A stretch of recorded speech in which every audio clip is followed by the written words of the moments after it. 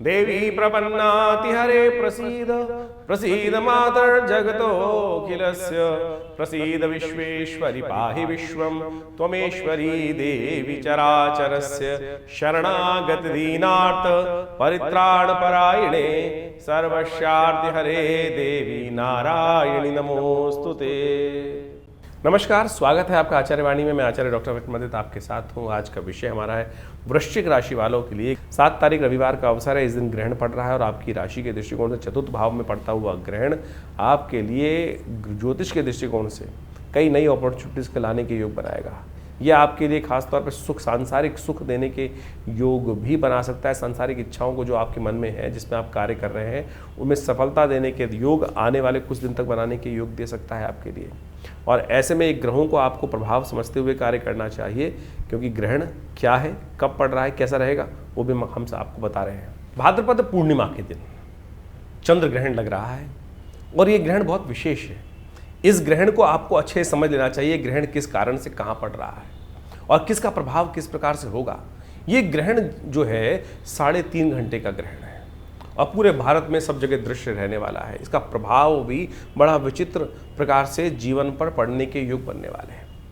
चंद्रमा जिस प्रकार से शनि की राशि में स्थित होकर ये ग्रहण का योग बना रहे हैं, ये पूरी तरह से मन का और जो प्रभाव है वो विशेष तौर पर हर राशि के अनुसार से इसका प्रभाव होगा।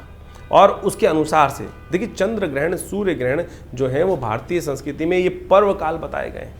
बहुत सारे लोगों ने इसको भ्रांति बना लिया और पता नहीं बहुत सारे ऐसे ऐसे नियम बना दिए गए हैं जिनका शास्त्र में कहीं कोई औचित्य नहीं है। जैसे जैसे काल पद्धति आती गई, लोगों ने इसको अपने अनुसार से बहुत अनेक प्रकार से अपनी भावनाएं पता नहीं कहाँ करती गई। और एक बात समझें कि ग्रहण कोई अशुभ काल नहीं है। ग्रहण एक पर्व काल के रूप में ज्योतिष विज्ञान के अनुसार जब पंचांगकर्ता लिखते हैं तो उसके संपूर्ण ग्रहण को पर्व काल कहा जाता है। और ये केवल विशुद्ध आध्यात्मिक है। अपनी आत्मिक उन्नति, जीवन के कष्टों को दूर करने के लिए वो काल बताया गया है। इसका प्रभाव लोगों ने इसका अनुभव किया और उसकी छाया जो होती है वो कभी शुभ नहीं होती। इसकी छाया से बचने के लिए अनेक बहुत प्रभाव होता है। हमने अनेक केस देखे हैं। हमारे एक परिवार में व्यक्ति थे और कहा जाता है, उन्होंने जब देखा, हमने वो घटना स्वयं देखी है कि उनकी माताजी ग्रहण काल में सो गई थी और जब उनका जन्म हुआ तो उनके कान कई प्रकार से बंद थे, बहुत सारी शारीरिक तौर पे विक्षिप्तियाँ थी।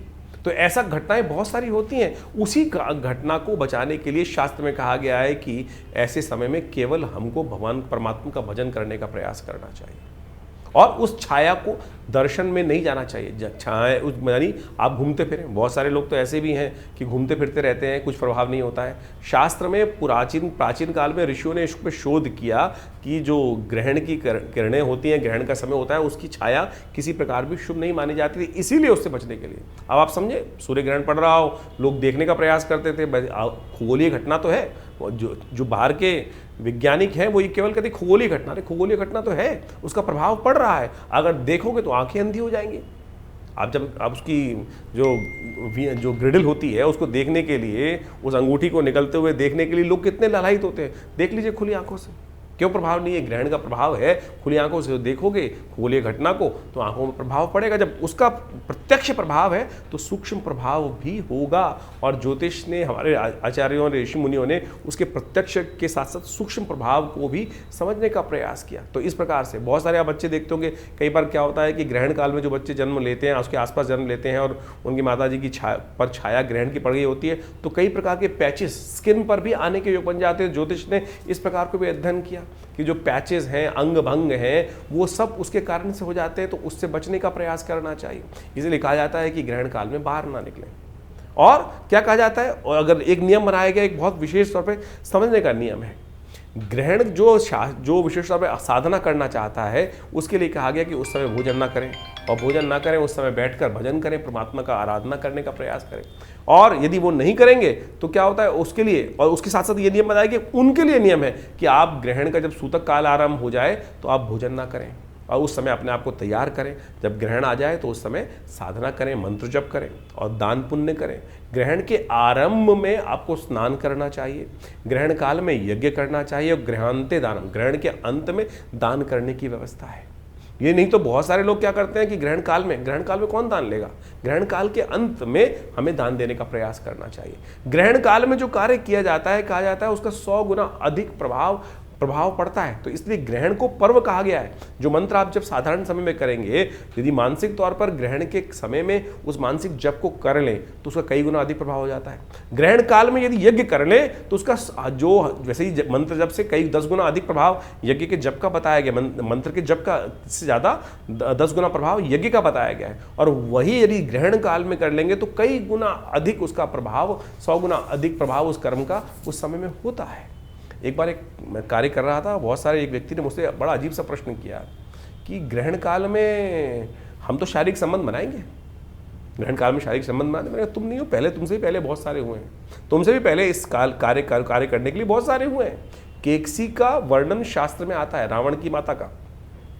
कहा जाता है कि ग्रहण एक संधि काल है, ग्रहण एक संधि काल है और संधि काल के अंदर हमें केवल परमात्मा का स्मरण करने का प्रयास करना चाहिए। केकसी ने संधि काल के अंदर, ऐसे ही समय के अंदर शारीरिक संबंध बनाए और कहा जाता है कि रावण की उत्पत्ति उसी लिए हुई, रावण की उत्पत्ति उसी लिए हुई, उसी काल में संपर्क बनाने के कारण से वो समय जिस कार्य के लिए जो श्रेष्ठ कार्य है उसको ही हमें समझने का प्रयास करना चाहिए। लोग समझते नहीं हैं। शास्त्र में इस कथा को वर्णित किया गया है कि संध्या काल में, और ऋषि कह रहे थे अरे क्या करने जा रही हो तुम, इस समय में परमात्मा कामातुर होकर इस समय का संबंध बनाने का समय नहीं है, ये समय कुछ और होता है। लेकिन केकसी मानी नहीं और केकसी ने उसके कारण से ही रावण की उत्पत्ति हुई।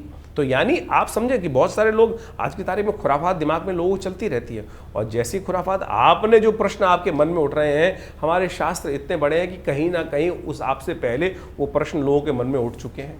और इस प्रकार के जब मैं एक प्रोग्राम कर रहा था तो मैंने मुझे याद आ गया, तो ये ऐसा प्रश्न एक व्यक्ति ने मुझसे किया, तो मैंने यही सार उस समय उपस्थित किया था कि आप पहले नहीं है भैया, आपसे भी पहले बहुत सारे लोग इस प्रकार का व्यभिचार कर्म कर चुके हैं, तो उसका प्रभाव होता है। तो आप समझें ये ग्रहण काल जो है, ये पर्वकाल जो इस दिन बनने जा रहा है, जो समय चंद्र ग्रहण का बन रहा है 3.5 घंटे का रहेगा, करीब रात्रि में भारत के टाइम के अनुसार से समझें तो करीब 21 बज के यानी 9:57 पे शुरू होगा ये समय, और रात्रि में अगले दिन जो समय रहेगा जिसको गणनाओं में लिखा जाता है 25:27 यानी रात को 1:27 तक ये ग्रहण काल चलने वाला है। कोशिश करें इस समय भगवान के नाम का स्मरण करें। हमने विवेकानंद योगाश्रम में इस पूरे ग्रहण काल के अंदर यज्ञ रखा है और उसमें बहुत सारे विभिन्न मंत्रों का, विभिन्न प्रयोगों का हम सामूहिक तौर पे बहुत सारे कार्य करते ही आए हैं।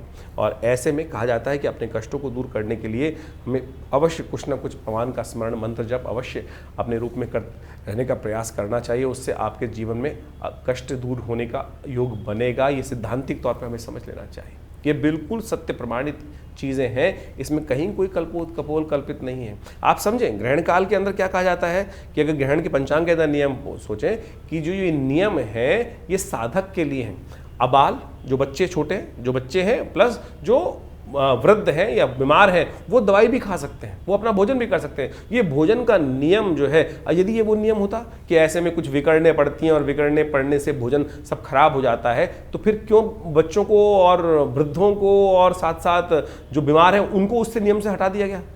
अब ये भ्रांति कहाँ से फैली है? पंचांग, किसी पंचांग को उठा के देखो, उसके अंदर पंचांग करता या ग्रहण के नियम के वली के अंदर ये लिखा गया है कि ये जो नियम है इसमें बच्चों के लिए नियम नहीं है, ये नियम जो है वृद्धों के लिए नहीं है, बीमारों के लिए नहीं है। वो अपनी जो नियम कर रहे हैं वो कर सकते हैं, ये साधना के नियम है। तो आज जो एक से एक विद्वान लोग उपस्थित हो जाते हैं और कह देते हैं कि खाना खराब हो गया, ऐसा हो गया, वैसा हो गया, ये बाह्य बातें लोगों ने उपस्थित कर दी। तो इसको उस प्रकार से ना ले। मैंने आपके समक्ष हमने यहाँ बहुत छोटा सा एक विवेचना यहाँ अपने मति के अनुसार से उपस्थित करने का प्रयास किया है। खैर ग्रहण के काल में आप कोशिश ये करें अवश्य अपने मंत्रों को, जो कष्ट जीवन में चल रहा है उसकी निवृत्ति करने के लिए भगवान के मंत्र जो है, जो भी आपके ग्रहों के मंत्र हैं, कैसे भी मंत्र हैं, भगवान शंकर के मंत्र हैं, महामृत्युंजय मंत्र हैं, उन सब का यथाउचित भाव से जप करने का प्रयास करें, कीर्तन करें, भगवान के नाम का मानसिक तौर पर स्मरण करने का प्रयास करें, यज्ञ कर सकते हैं। मूर्ति पूजा नहीं, मूर्ति पूजा उस समय में नहीं करनी चाहिए। शास्त्र में मूर्ति को ढक दिया जाता है, शास्त्र के दृष्टिकोण से मना कर दिया जाता है कि मूर्ति को स्पर्श करना, क्योंकि वो सूतक काल माना जाता है, मूर्ति को स्पर्श ना करें। हाँ, यज्ञ कर सकते हैं, ये आर्णिक सूत्रावली बहुत सारे ग्रंथों में इसको कहा गया है, मंत्र महार्णव इत्यादि समस्त ग्रंथों में, नियम में, धर्म सिंधु के अंदर इस बात को वर्णित किया गया है कि ग्रहण के आरंभ काल में हमको क्या करना चाहिए। ग्रहण आरंभे हमको स्नान करना चाहिए, ग्रहण काले यज्ञ करना चाहिए, ग्रहणांते हमें दान करने का प्रयास करना चाहिए। तो आपकी राशि के अनुसार से क्या कुछ होने वाला है वो भी आपको समझने को मिलेगा। बहुत बढ़िया तरह से हमने इन सब चीज़ों को यहाँ रखने का प्रयास किया है, समझ लेंगे तो अच्छा रहेगा। तो वृश्चिक राशि वालों, आपकी राशि के दृष्टिकोण से इस ग्रहण के प्रभाव को यदि समझा जाए तो ये कहीं ना कहीं पदोन्नति बनाने के योग बना सकता है, कहीं ना कहीं राज्य पद से लाभ, राज्य के पुरुषों से कहीं ना कहीं लाभ होने के योग, सफलता का रास्ता आपके लिए अग्रसित करता दिखाई दे रहा है। तो ग्रहण का प्रभाव आपके लिए नेगेटिव बिल्कुल नहीं है। हाँ, लेकिन राहु का चतुर्थ भाव में चलना वो आपके लिए कहीं ना कहीं सुखों में सब कुछ होते हुए भी आपके लिए थोड़ा परेशानी का योग बना हुआ है। तो उसको ठीक करने के लिए इस ग्रहण काल में आप एक काम करें, राहु के मंत्र का यथाउचित भाव से जप करने का प्रयास करें। हो सके तो इस ग्रहण काल में आपके लिए गुड़ का और साथ साथ तेल का दान करना सबसे श्रेष्ठ है। तो ग्रहण के आरंभ में हो सके तो स्नान करें, ग्रहण के आरंभ काल में, फिर ग्रहण के दौरान हो सके तो गायत्री का मानसिक तौर पर जितना हो सकता है उतना जप करने का प्रयास करें, राहु के मंत्र का जप। और साथ साथ आपकी राशि के दृष्टिकोण से इस वक्त शनि चल रहा है जहाँ पर उसका उपाय करना जरूरी, शनि स्तोत्र का पाठ अवश्य कीजिए। देखिए ग्रहण काल के अंदर जैसा हमने आपको बताया, प्रभाव जो है आपके जो कर्मों का प्रभाव 100 गुना अधिक हो जाता है। तो ऐसे में ग्रहण काल में शुभ चिंतन, मंत्र जप, जो इतना हो सकता है यज्ञ इत्यादि करने का प्रयास करें, उसका बहुत अत्यधिक प्रभाव पड़ेगा।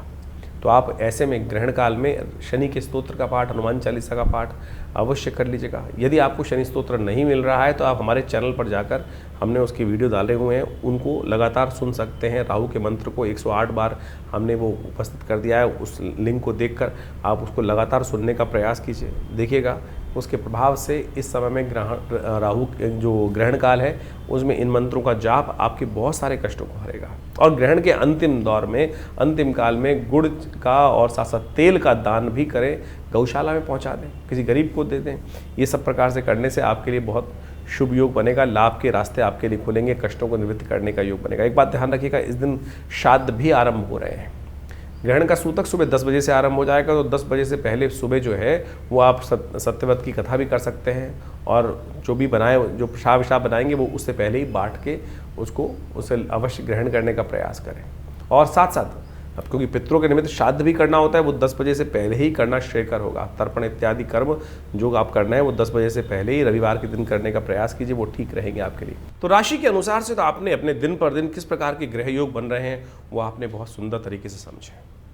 ग्रहों का प्रभाव तो वास्तविक तौर पर हर प्राणी पर, जगत के विशेष जड़ है या चेतन है, उन सब पर भी पड़ता दिखाई देता है शास्त्र के दृष्टिकोण से। और उसके प्रभाव के अनुसार से ही जीवन में, संसार में जो कुछ परिवर्तन के योग बनते हैं वो बहुत अच्छे से समय समय पर लोग उसको अवगत कराते ही रहते हैं हम लोग आपको।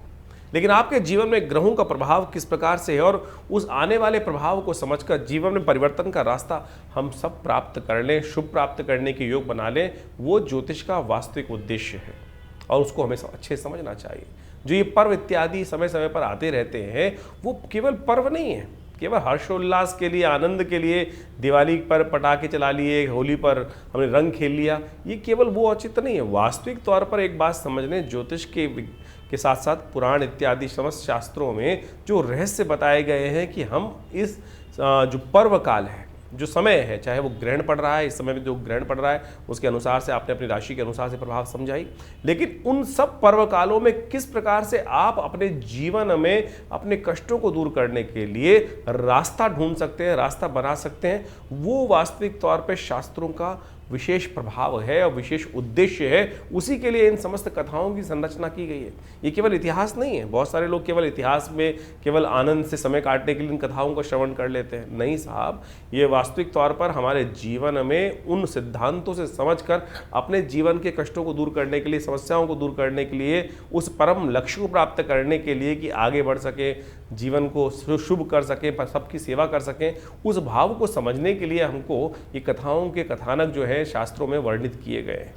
अभी आपने जिस प्रकार से अपने जो प्रकार से आप समझें ये ग्रहण इत्यादि हो रहे हैं, इसका प्रभाव आपने समझाई।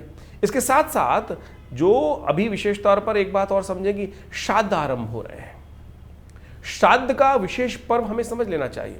ये श्राद्ध का जो काल है ये विशेष तौर पर हमारे दायित्व का समर्पण है, ऋण का समर्पण है, ऋण से निवृत्ति का मार्ग है। जो हमारा कर्तव्य अपने पितरों के प्रति है उससे निवृत्ति का मार्ग बताता है। और इसके ऊपर विशेष तौर पर भारतीय संस्कृति में सबसे ज़्यादा शोध किया गया और अब बाहर भी जाकर लोग इस पर शोध करने का कार्य कर रहे हैं। बहुत सारे समय समय की कथानक, बहुत सारे इंसिडेंट लोगों के समक्ष आते रहते हैं और उन सब ने देखा कि बहुत बढ़िया तरीके से ये जो पद्धति है इसके ऊपर बहुत विशेष तौर पर आज ही नहीं, अनादिकाल से, बहुत लंबे समय से एनी बेसेंट, डब्ल्यू लेडबीटर, इन सब ने भी ये theosophical society, India theosophical society world wide जो थी, उन्होंने बहुत ज़बरदस्त शोध करके दिखाए। आत्माओं से संपर्क साधने का प्रयास किया गया और उन आत्माओं से संपर्क साधने के बाद उन विशेष तौर पर वर्णन किया गया। डब्ल्यू लेडबीटर की तो एक किताब है इनविजिबल हेल्पर। यदि आप उस किताब को पढ़ने का प्रयास करेंगे, समझने का प्रयास करेंगे, उसमें जो इंसिडेंट बताए गए हैं उन्होंने उनको सही से समझोगे तो सही रूप से समझना कि जीवन में बहुत सारे कष्टों को दूर करने का योग बना सकते हैं। एक व्यक्ति हमारे आश्रम में आए, बहुत वर्ष पुरानी बात है, और यहीं फरीदाबाद से संबंध रखते थे और वो हमारे आश्रम पर आकर उन्होंने अपने जीवन में घटी हुई प्रत्यक्ष घटना को वहाँ बताया। बहुत अद्भुत घटना है, समझनी चाहिए कि किस प्रकार से उस घटना क्रम से कैसे उनके जीवन में परिवर्तन आया। काल घटना है, खंड है और निकल जाता है। एक बार एक घर में कहा जाता है वो व्यक्ति जब आया उसने बताया कि उनके बड़े भाई की मृत्यु हो गई थी और बड़े भाई की जब मृत्यु हो गई उस बड़े भाई की एक लड़की भी थी जिसकी शादी नहीं हुई थी। छोटा भाई दायित्व आया बड़े भाई की करने के लिए, कुछ परेशान सा रहता था कैसे, इतना बढ़िया समृद्ध परिवार था नहीं। ये घटना आज से बहुत लंबी पुरानी नहीं, कुछ ही वर्ष पुरानी घटना है और हमारे आश्रम में हमारे पिताजी उन दिनों विद्यमान थे। उनके समक्ष आकर उसने जब ये बात रखी, आज बाई चांस वो बात हमको याद आ गई। हमको समझना चाहिए किस प्रकार से दिवंगत आत्माएं आपके जीवन में आकर आपके कष्टों को दूर करने का योग बना सकती हैं। वो व्यक्ति आश्रम पे आया और उसने बताया कि इस कारण से घटना घटी, बड़े भाई चले गए, घर में एक बड़ी लड़की भी थी और साथ में बहुत सारे और भी दायित्व थे जो निर्वाह नहीं हो पाए थे। एक दिन रात में जब वो छोटा भाई सो रहा था तो उसको ऐसी ही कोई खटपट सुनाई थी और ऐसा लगा कि जैसे बड़ा भाई जिसकी मृत्यु हो गई थी वो कह रहा हो आकर उसके कान में, कह रहे उठ, तेरे घर में चोरी होने वाली है, भैंस को कोई चुरा के ले जाने वाला है। एकदम उसको उठा, खटपट से आवाज़ सुनकर जैसे उठा तो देखा भैंस खुली हुई है और उसको लगा ऐसे ही कुछ हुआ होगा, भैंस खुली पड़ी होगी या कोई चोर वोर होगा, भाग भूग गया होगा, किसी ने खोली। कैसे खुल गई? रस्सा खुला हुआ था, यानी वो व्यक्ति ने ये बात रखी, उसने दोबारा बांध बूंद दिया। 2-3 दिन बाद फिर एक घटना घटी, उसके आभास हुआ कि रात्रि में उसके भाई जो दिवंगत थे वो आके उसको बोल रहे हैं, चिंता मत कर, तू इतना परेशान रहता है कि जो घर के जो दायित्व है, बिटिया की शादी है, सब हो जाएगी। मैं तेरे को एक रास्ता बता रहा हूँ, इस रास्ते को अपना। वो जो व्यक्ति गांव में बैठा था, जो छोटा आदमी था, जो छोटा भाई था, वो सट्टे का काम करता था। सट्टे का काम उन दिनों बहुत ज़्यादा चलता ही है, सट्टे में अनाज की खरीद फरीद के सट्टे का काम करता था। उसने उस भाई को सपने में आके बताया कि इस चीज़ के दाम आने वाले कुछ दिन तक लगातार बढ़ने वाले हैं, थोड़े से पैसे लेके इसमें लगा दियो और जो पैसा फ़ायदा हो उसके द्वारा बिटिया की शादी कर दियो। उसने कुछ दिन देखा और उसके बाद जब वो चीज़ का अनुभव हुआ तो उसने थोड़े से पैसे लेकर उसमें लगाए और उससे उसको लाभ हुआ। यानी वो दिवंगत आत्मा आपके प्रति किस प्रकार से निष्ठावान है, आपके भी पूर्वज आपके प्रति सुंदर रूप से निष्ठा रखते हैं। बहुत सारे लोगों ने ये भ्रांति फैला दी कि पितृ रुष्ट हो गए। पितृ रुष्ट, अरे पितृ रुष्ट कभी क्यों? आपके माता पिता बड़े बुजुर्ग आपसे रुष्ट नहीं होते। आप अपना कर्तव्य का पालन नहीं करते हैं। कर्तव्य जो निष्ठ नहीं है, जो उनको क्या चाहिए, उनको आपके पितरों को क्या चाहिए? केवल जल ही तो चाहिए, समर्पण चाहिए, श्रद्धा का समर्पण ही तो चाहिए। जो शास्त्र में कहा गया है कि भाई तुमको ब्राह्मण भोजन करा दो, गरीब को अन्न करा दो, गाय को ग्रास डाल दो, यही तो कहा गया है। इसी से पितृ ऋण से निवृत्ति आती। पितृ दोष नहीं होता, पितृ ऋण है जो आपके ऊपर चलकर परेशान करता है। हम भूलते चले जा रहे हैं उन दिवंगत आत्माओं को जिनके प्रति हमारा कर्तव्य था। पुराने जमाने में कोई भी शादी हो, ब्याह हो, अपने पितरों के निमित्त एक थाली निकालने की व्यवस्था चलती थी और वो पितृ रहते हैं आपके आसपास, कहीं दूर नहीं जाते। हमारे शास्त्रों में 3 पीढ़ी तक हर व्यक्ति को, चाहे छोटा भाई है, चाहे बड़ा भाई है, चाहे बहन है, चाहे स्त्री है, चाहे पुरुष है, हर व्यक्ति को अपने पितरों के निमित्त वो तर्पण करना, वो भोजन कराना, गरीबों को भोजन कराना शास्त्र में वर्णित है। केवल ब्राह्मण को ही नहीं, इस बात को कि बहुत ब्राह्मण यदि जमा सके तो बहुत श्रेष्ठ है। भारतीय संस्कृति में जिस प्रकार से बताया है, नहीं तो किसी भी भिक्षुक को, किसी भी गाय को, बहुत सारे शास्त्र में कथाएं आई हैं कि ब्राह्मण नहीं मिल रहे थे लोगों को तो गऊ को भी खिलाया लोगों ने। और वही कर्तव्य शास्त्र में बिल्कुल ठीक हुआ।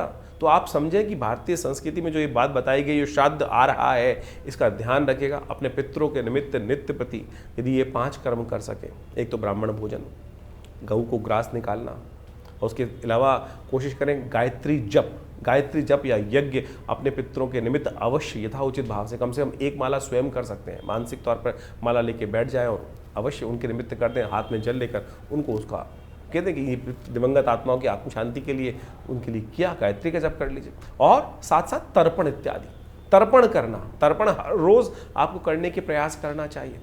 थोड़ा जल लेकर इस पितृ तीर्थ से, अंगूठे से लेकर इस क्षेत्र से, इन पूरे के पूरे जो 16 दिन पड़ेंगे, पितृपक्ष जो आता है, हर रोज अपने जो भी दिवंगत आपको याद है, ऋषि तर्पण, पितृ तर्पण, हमें दिवंगत जो करना चाहिए अवश्य शास्त्र में नियम है, उनको करने का पूरा विधान शास्त्र में वर्णित है। किसी अच्छे विद्वान ब्राह्मण के द्वारा करा देंगे तो बहुत अच्छा लगेगा।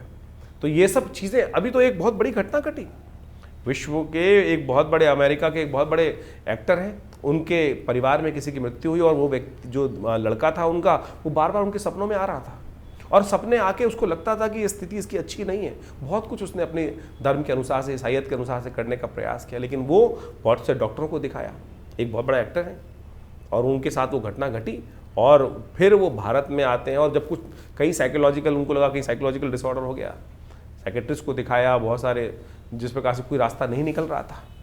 लेकिन फिर जब भारत में आए और संपूर्ण रूप से तर्पण इत्यादि का जो कार्य जो भारतीय संस्कृति में बताया गया, विद्वानों के द्वारा कराया गया, फिर उसने अपनी ऑब्जर्वेशन लिखी है कि नहीं, उसके बाद से वो समस्या है।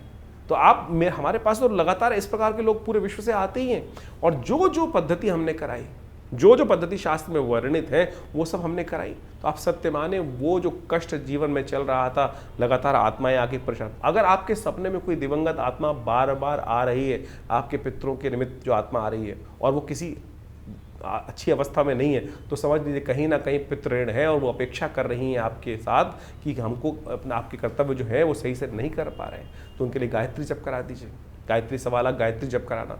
और इन श्राद्ध काल, वैसे तो हर रोज़ हमारे यहाँ तो कहा गया है कि हर लड़के को, लड़की को अपने जो पितृगण हैं उनके निमित्त थोड़ा सा तर्पण अवश्य करना चाहिए। नित्य प्रति देवताओं की पूजा करते वक्त जो संध्या वंदन किया जाता है, उसके साथ पितरों के निमित्त तर्पण करना भी शास्त्र में बहुत ज़रूरी बताया गया है, तो आप अवश्य करें।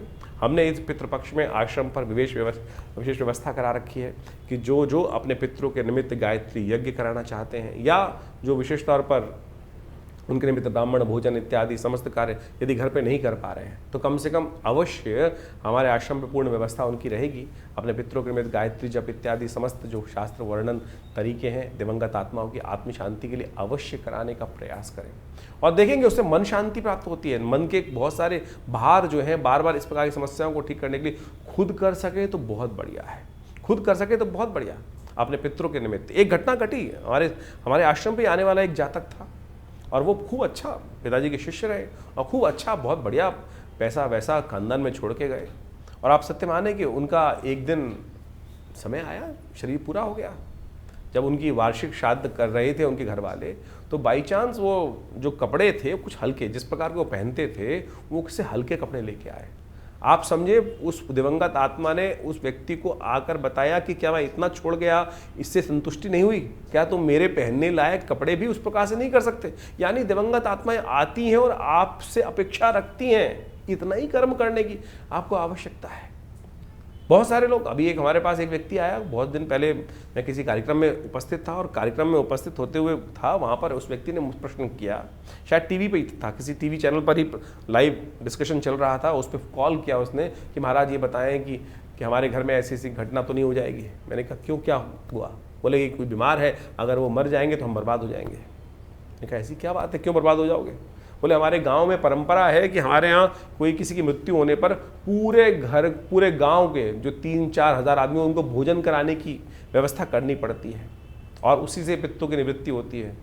ये शास्त्र में कहीं वर्णित नहीं है भाई, शास्त्र में कहीं नहीं कहा गया इस प्रकार की बातें कि आप उधार लो, पैसे नहीं है, और उससे लेकर लोगों को भोजन कराओ।